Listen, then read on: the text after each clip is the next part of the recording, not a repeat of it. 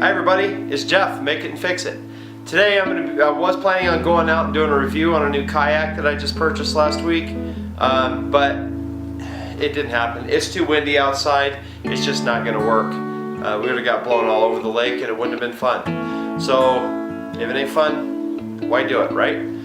So today a buddy of mine gave me a generator and he told me if I get it running and sell it, split the money with him. So today I'm going to be going out and I'm going to be showing you what to do with these generators. I'm going to show you how to go through the carburetor on those, what to look for, what not to mess with, and we'll get this thing running correctly. So stick with me and we'll go figure it out.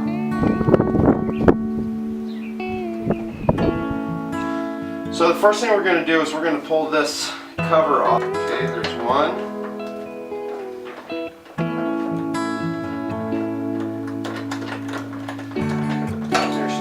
And you just pull this off, and this rotates off like that, and you got your air. The next thing we'll do, get comfortable too. Kind of chill out, sit back. Oh, see that was probably a 6mm or 7mm. Yep, 7mm. Some of these are really weird sizes.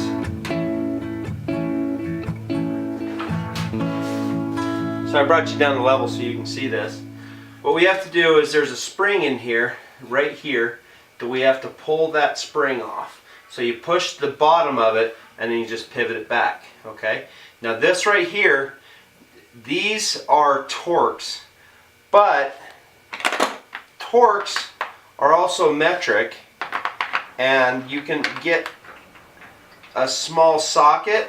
And if you look, that locks, just absolutely locks on there. So you can use a regular hex socket to pull it off. See? It just comes right off. And that's those little star things, those are called Torx. Okay, you want to pull those off. And when you pull this thing off, you want to be careful. It's real easy to screw up the gaskets that are on here. But here's the thing. You can make a gasket, you can buy the material to make these. You don't have to get them from the manufacturer, although it is easier to do the ones from the manufacturer. And I was telling you about those pliers. If you look right here, that's that clamp I was telling you about. Use these pliers because they have a nice flat, straight clamp. You squeeze it down and just work it back like that. Get that out of your way. And then take the slip joint pliers, or you can use these. Sometimes these fittings are plastic, so you want to be careful pulling that off. Sometimes just grab a hold of it, work it back and forth, kind of break it loose, and then just use these to kind of pry it off. Or you can take a pair of the regular slip joint pliers, grab a hold of it on that thick spot, or on the wide open jaw right there. Just work it back and forth and you can take that off. So you can just work it off of there until it pops off, right? And you just pivot that down out of your way, you're good to go. This one actually has a fuel pump. That's what this is right here. This is the fuel pump. So we're going to go through this carburetor, clean it out, and then we're going to test that fuel pump and make sure it works, because there's a chance that it may not work. This is the governor right here, right? That's your throttle mechanism. This is actually what we're going to be pulling apart once we get these bolts out. It has like a Z-bend up here, and that's what we're going to be to get that carburetor out. And then when I pull that carburetor apart, I'll show you what those do.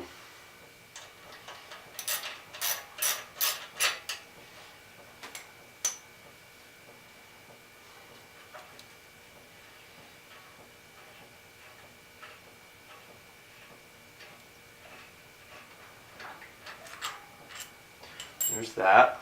Now here's that Z bend I was talking. Actually, this one's just an L bend as my gasket falls to the floor. If you look in there, there's just an L in there, and that just pivots right out of the way. See? And it has this little bushing in there, and that's a metal. That's a little steel bushing, and that takes up the space, and it actually prevents wear. So here's the carburetor, and that's what the carburetor goes into. Now these have, there's two different kinds of carburetors. This is actually like a metal impregnated gasket, so it's no big deal if you want to just put this aside. You can reuse it.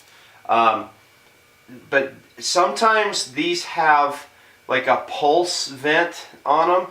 This carburetor doesn't use that because this is a Briggs & Stratton. They don't use that. It just uses the draft coming through into this manifold here to get the air in. So that's all it does. Now these carburetors, here's your choke. This is your choke right there. And it should move freely. Now you want to check the throttle. That should move freely too. Okay? And then this is your throttle stop right there. All right? This right here, a lot of people don't realize this is actually your mixture screw for your idle. Now, your idle mixture screw, this is an air bleed style. So the way these work, when you screw them in, I don't have a flathead screwdriver over here. When you screw them in, it restricts the amount of air going in, so it's backwards from the way most people think. You screw these in, it restricts the air going in and makes it rich. So if you want to richen this up, you turn them in. If you want to lean them out, you turn them out. But you don't want to do a whole lot of modification to that. They're pretty close to where they're at from the factory, but I live at 5,700 feet, so I'm constantly adjusting these because these are all set at sea level. So up at our altitude, I have to reset these because they are a known problem. So what we'll do is this is actually an 11 millimeter or 7/16. Right now we're going to use an 11 millimeter. But if you want to see, a 7/16 will fit 11 millimeter, and it fits pretty solid. So if all you have is, you work with what you got. If you have a metric, use a metric. The only place where that doesn't count is where it's 3/8 and 10 millimeter. They're close, but they're not that close. They're not perfect. So you want to make sure that you use the correct, as far as 10 when you're dealing with 10 millimeter. Now this is the float bowl right here. Just pull that off. Okay. Now there's an O-ring gasket in here. You want to check that O-ring for splits. You want to make sure it's not split or broken. Now if you look inside there, you see how nasty that is? You can see that in the light. You want to clean that out. Get that gunk out of there. That's a problem with these. Where these things plug up is actually right in here. This is your main jet. You're going to want to pull that main jet out, and you're going to want to make sure it flows freely. Okay, check your float. This is your float here. All right, and this is just held in with one single pin right there. And these pins are not keyed in. What actually holds it in place, if you look at the curvature around here, this bowl, you see that line in there? That bowl actually holds that pin in place to work with here. Grab a hold of it, pull it out. Go ahead and use your bowl to hold your parts. That way they don't go anywhere. Then this just lifts straight off, okay, and there's your needle, there's your needle valve right there. Now you're going to want to clean that, but be very careful when you pull these off. There's a little plastic tang, and these like to break off. If they break off, this piece is junk. You have to replace it. Okay, so, and then right inside there is your main jet. Now you've also got, I don't know, you won't be able to see down in there. There's a bunch of garbage down in the needle. I don't know if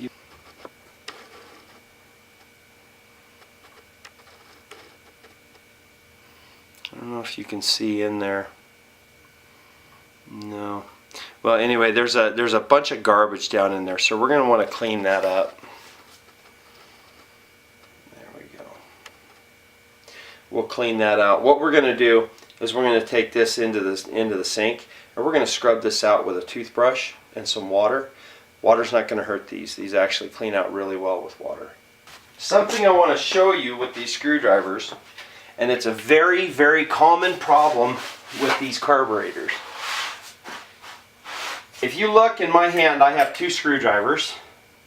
Okay, what do you see the difference here? This one's real narrow, this one goes wide. These here can be a problem, and I'll show you why. If you look inside here, that needle or that jet is way down deep inside. Now, if you look, this piece here, it hangs up on the threads. There's threads that go all the way down. If I use this, jammed it in there, and then just reefed it out, what can happen is it can actually strip these threads, and then it binds up when you go to pull that jet out. Now this one actually locks in place before it starts to bind. See, it actually, but I'm not going to use it just because I don't want to cause a problem. So what I'm trying to do is I'm trying to find a screwdriver that goes in, finds home, but doesn't quite cut. So I might actually have to modify this screwdriver. I think that's what I'm going to do. I'm going to go put this to the grinder. Okay guys, let me show you how I did that. I have a belt sander over there, a belt grinder, and what I did was I just took the edges off and straightened it out. I don't really care about the screwdriver, and I'll tell you why.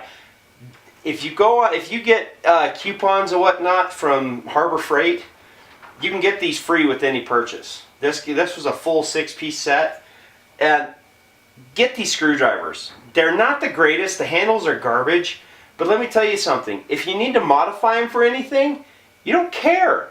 It was a free screwdriver, so you can do whatever you want with these screwdrivers.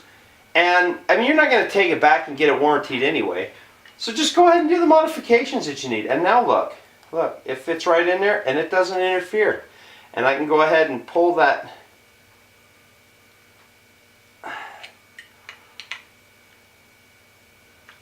Wow, this thing is gummed up. It's coming. It's not easy. There we go. It's loosening up a little bit. These jets are brass. So you want to be very careful how you pull these out, because you can damage them if you torque them too hard. You can kind of mess them up. So you want to be careful how you want to make sure you're pushing down while you're turning. Okay, here we go. It's coming out. Now I'm going to have to clean this up a little bit because it was so difficult to get out. It kind of messed up but that's okay, that's fixable. Okay, you see how that's still, there's 2 sets of threads. There's a lower thread down here and an upper thread. Okay, pull that out. Now, if you look, you see how that's all shiny right there? It's like it's oily. That's varnish. Fuel does that.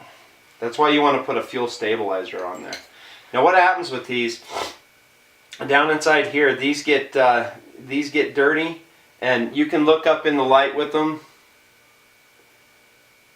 and see what kind of light you get through them.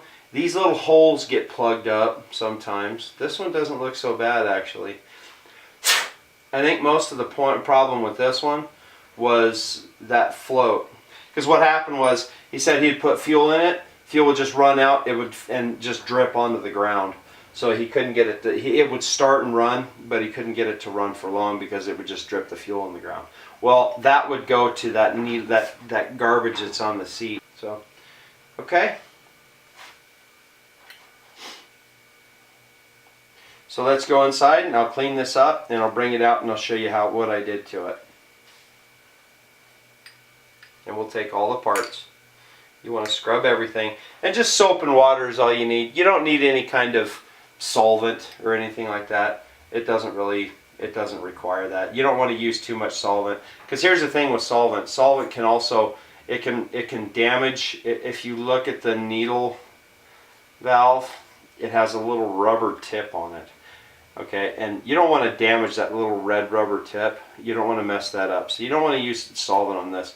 Just a toothbrush and some soapy water, and some good hot soapy water can do more than you'll ever think. So let's go clean these up, and then we'll put it back in. We'll clean the spark plug just to make sure. He's got all kinds of leaf trash. He left it sitting underneath a tree, so it's got all kinds of stuff falling out of it. So then we'll come back and clean that spark plug up. We'll get this carburetor put back together. I'm going to put it on, I think we're going to change that oil, but I don't think we're going to do that today. I'll show you how to do that. Perhaps I'll add it to the end of this video. But let's go ahead and get these cleaned up. Okay, so the parts are all cleaned up. There's the carburetor body. You can see all the varnish and all the garbage are off of it. Don't be afraid to get in there and scrub it, but you want to rinse it off really well. You don't want to have too much stuff floating around there. Clean is everything. This is that orifice, or the jet. And what I did, I don't know, you can kind of see it on there. What I did was I just took it over to my little belt grinder. It's just a little Harbor Freight belt disc sander combo. And all I did, let's see if I can zoom in here. Let's see if I can get a focus there.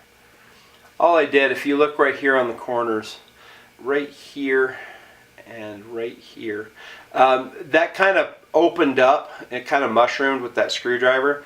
So what I did was I just went over there and took that corner off, just so I can get it to screw in without binding up, without damaging any kind of threads or anything like that. So that's all you want to do. You don't have to remachine the thing. I have a bench lathe over there, but you don't need to go into that. So you want to keep it simple. You could do the same thing with like a little file. Even a nail file would do it. This is brass, so it's real soft. Even a nail file would get that taken off. So what we're going to do, we're going to go ahead and put everything back together. You just drop the needle back, or I keep forgetting the name of that, the jet. And then we're just going to screw that back down. You can kind of feel it getting tight. So when you just want to be careful, keep that screwdriver centered up going into that hole. Okay, so next thing we're going to do is we're going to set the needle in the body down on the seat. Get out of my little toolbox here. So what we're going to do is put the needle on the float. You just want to slide it up in there and then hold the float level. There's nothing that really holds that in place. Sometimes they have a little metal clip. But it's not absolutely necessary to have anything there. It just kind of floats there. So then we're going to take that pin and we're going to put that pin right back inside. Just like that. Okay. Now, this little bolt that was on the bottom, we need to make sure that we put that washer on the right way. There's a little groove right there. We want to put that washer on there back in the same spot. And the reason you do that is you don't want to flex this the other way. It can actually break it. And we don't want that. So get that water out of there. I didn't use a paper towel to dry this thing. You can use a cloth. The problem with a paper towel is you can get fibers in there, and then those fibers can actually cause you another problem. So don't use fibers on there. If you're better off using a cloth, a t-shirt or something like an old t-shirt. Those work just fine. So then you want to put that back on there and tighten this down. Now these you don't want to go too tight, just good and snug. That way you just don't want it to turn. So the way these are designed, you can pull this bowl off with the carburetor attached, because you want to do that at least, well, when you put it into storage, you want to drain that. Make sure you don't have any fuel in the thing. Some of these have fuel valves over there, some of them don't. This one does. And I also installed a fuel filter in line here, so that's never going to be a problem for stuff to get in there. So then you want to go ahead and put the gasket. Look how the little line is around there. Then look at your carburetor, and you want to line up all your different lines in the same position. See how it kind of finds home there? And it's centered on all the holes. So you want to hold it like that. And then go ahead and put these screws, these bolts back in. Okay. Then go ahead and put this, attach your throttle lever, your throttle linkage. Put it back on there. And then bring it back over. Start these bolts.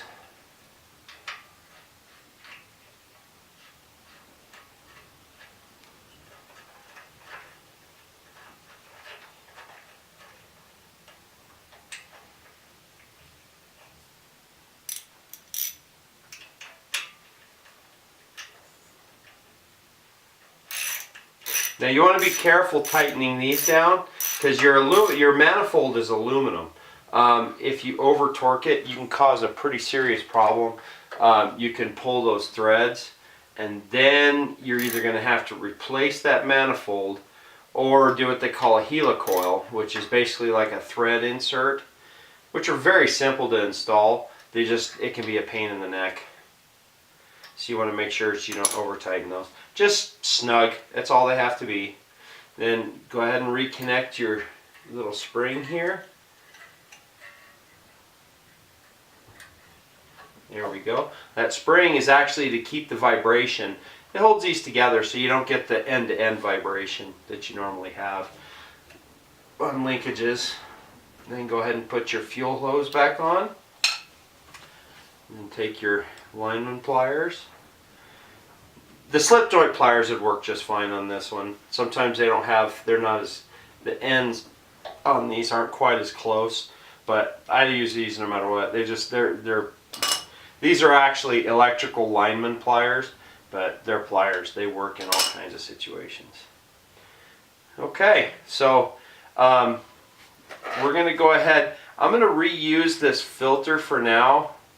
I'm going to replace it before I sell the thing, but it'll still do the job. We can actually flip it over. The reason this is swollen, this was actually, originally this was in here like this, facing down when I put it on there. So we're going to and it got fuel soaked, and oil soaked. But we're going to go ahead and put this back in.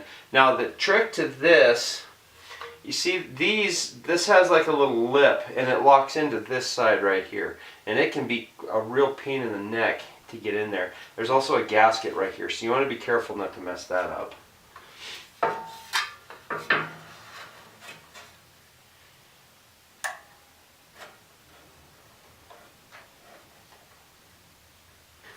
This is just the breather tube, the crankcase breather tube. Be careful not to rip it because these are real difficult to find. I mean, you can go back to the manufacturer, but this generator's been discontinued now for about 10 years. So finding parts for it's going to be difficult. Carburetor parts are generally kind of universal. I mean, if you have the carburetor number, you should always be able to find parts for it somewhere. But like engine parts, specific parts, you're not going to really find just because they're specific to this model. And if they discontinue the model, well, nobody's really going to carry the parts. You might find a small engine shop that has them. We have some small engine shops. We have probably 2 here in town. One of them I've used. The other one I avoid like the plague. He's not what they would call user friendly, especially for those of us who like to fix our own stuff, which happens in this industry. In that industry, they don't really. A lot of guys don't like when people fix their own stuff because then they don't make any money.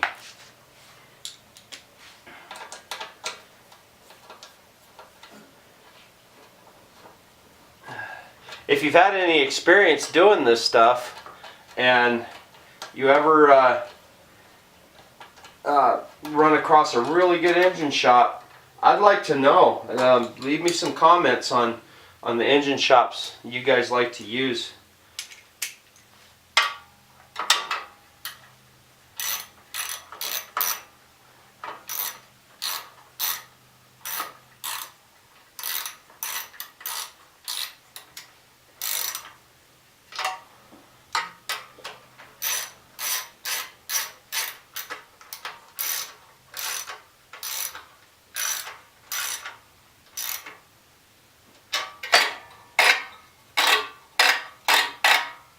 That was the choke, by the way, making sure it worked.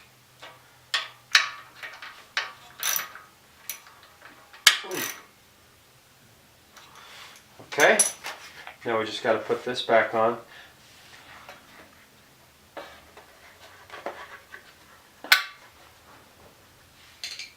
Now this will actually go on with a regular flathead screwdriver too, not just a 8mm.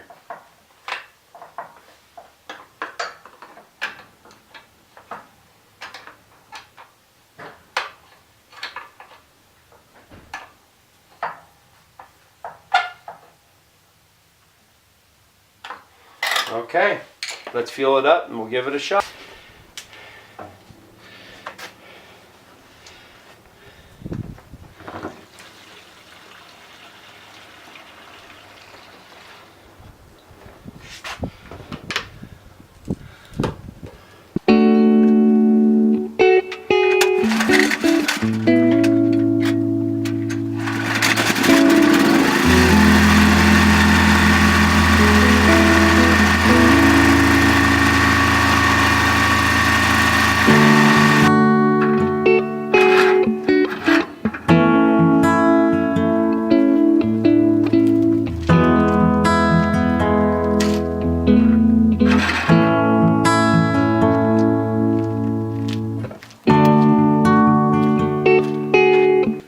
Okay guys, thanks for watching the video. I appreciate it. Give me a thumbs up and I'd love to see you subscribe. If you have any questions, go ahead and put it in the comments section. And if you guys also have anything you want me to take a look at, or if you have any questions for something that you can't figure out and you need somebody to look at, go ahead and shoot me a message. You can follow me on Instagram. I also have a Facebook page. Make it and fix it on both of them. And remember, it's all one word. Thanks guys, I appreciate it. Bye.